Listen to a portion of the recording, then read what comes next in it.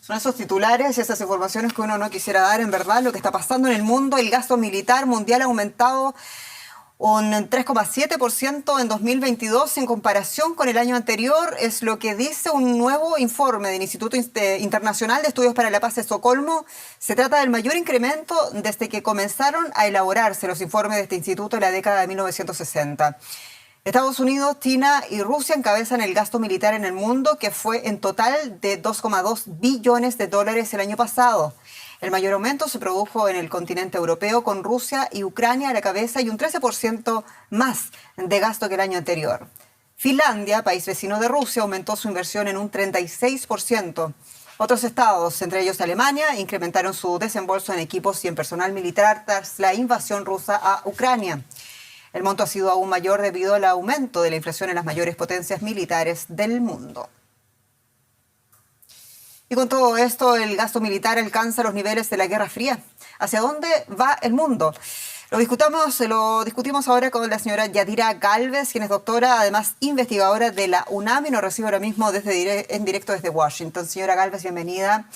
Y aunque la tendencia al alza en Europa ya venía desde la anexión rusa a Crimea, la invasión rusa a Ucrania significó un punto de inflexión significativo al alza, pero irreversible, le pregunto. ¿La lógica de las armas para más seguridad es el nuevo status quo europeo?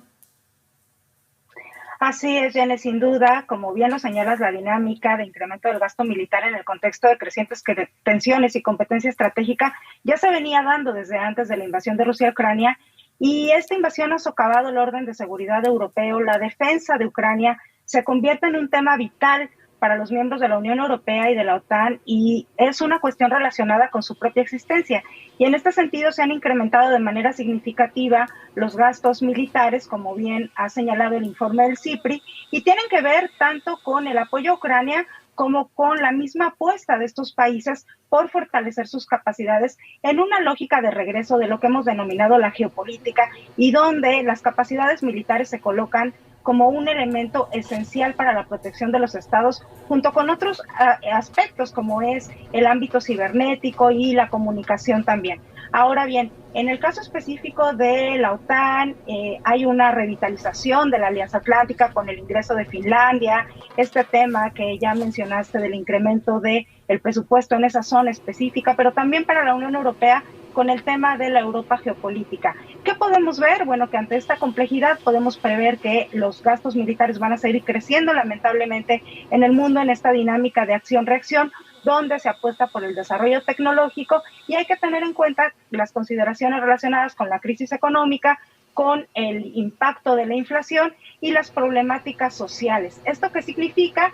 Que los países europeos tendrán que en algún momento también atender, por supuesto, las problemáticas relacionadas con los presupuestos para lo social y esto puede generar tensiones. Sin embargo, frente a lo que significa la amenaza rusa, lo que estamos viendo pues es un ascenso especialmente en esta zona, pero también a nivel global, Jenny.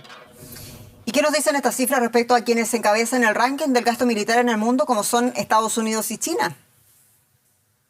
Pues sin duda Estados Unidos continúa siendo el país con el mayor gasto militar, con un 39% del gasto total, seguido pues de lejos por China, que alcanza el 13%. ¿Pero qué nos dice esto? Bueno, que estamos en un complejo contexto internacional que Estados Unidos define como de competencia estratégica con China, una China que ha incrementado considerablemente sus capacidades militares a nivel de los nuevos tipos de armamento, tanto en cuanto a la tecnología, la parte nuclear, el desarrollo en los mares. Estados Unidos ha señalado constantemente que está preocupado por este desarrollo chino, mientras que China señala que se trata de una apuesta por mejorar sus capacidades, por modernizarlas en aras de la defensa.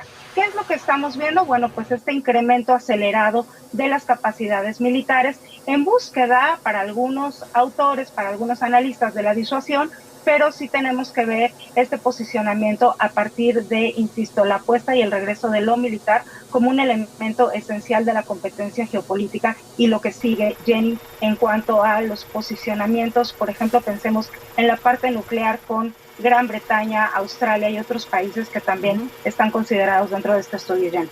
Entendemos muy breve, por favor, qué sucede tanto en América Latina.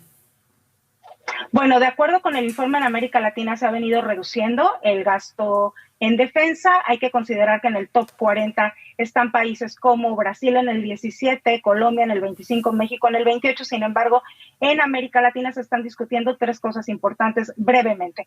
Uno, la idea de la disuasión integrada en el marco de la Cumbre de las Américas de la mano del conflicto de Rusia en Ucrania, si bien no hay una posición común respecto a esto.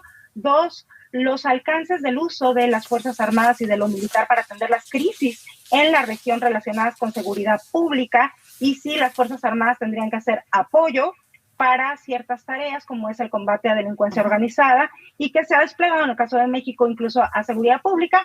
Y en tercer lugar, no hay que olvidar que también hay actores extrarregionales que tienen mucha cooperación militar, particularmente el caso de Rusia y de Irán con algún país como es Venezuela. Así Muy es, interesante. Jenny. Yadira Gálvez, muchas gracias en Washington. Un gusto.